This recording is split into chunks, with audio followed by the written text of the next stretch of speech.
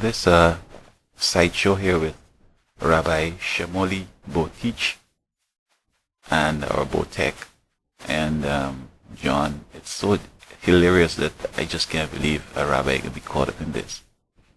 Now, through his professional advice and counseling, John comes out now and confesses, and he expects Kate to respond and forgive him. Hear what he said. He said, Kate, I'm so sorry for having these women in a public way to embarrass you. Could you forgive me?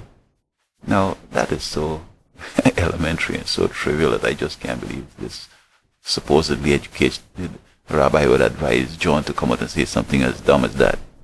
Now, if he were truly sorry for his behavior, the real problem is that he should be faithful to his wife.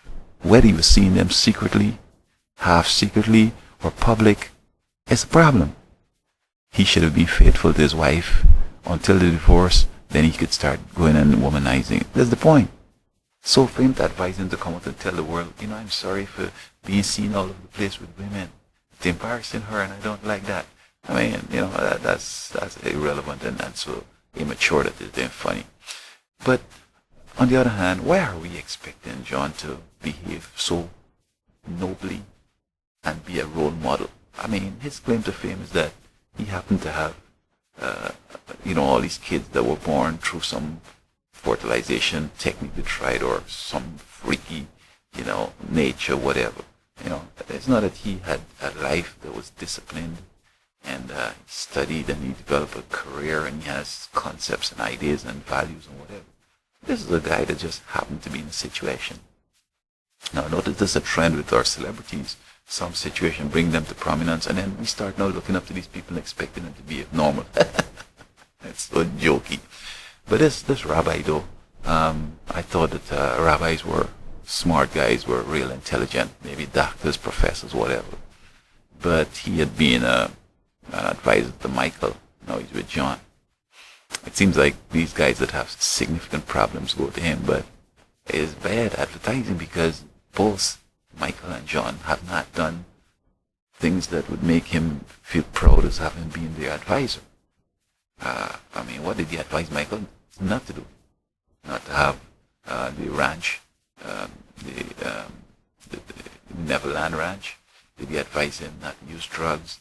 Did he advise him not to use those sleep medications? What did he advise him to do? Did he advise him not to go with this Hindu guy and levitate him? What did he advise him? Did he succeed in advising Mike? Now here he's going out to advise John, and I could see right at that John is kind of showing that maybe he doesn't know anything about counseling or whatever.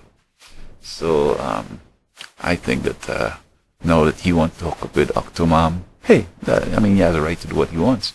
I've never looked at any of the shows because, I don't have time to waste with that. It's just normal. Hey, you 2 kids, 100 kids, 50 kids, the same deal, and trying to get the kids through life to be responsible adults and to go on the way. So I don't find that as something I want to be watching anyway. But that'd be okay if you want to hook up with Octomom.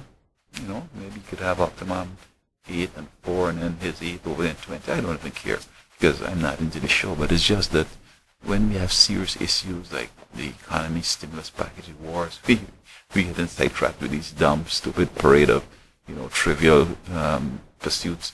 I think that, we need to focus on better things and just leave these folks alone. I think now that Obama has come on, a part of his legacy should be that we start having intelligent people now as our role models and in positions of trust so our kids would have good people to listen to, not these dumb, trivial folks that keep going around making themselves celebrity, huh?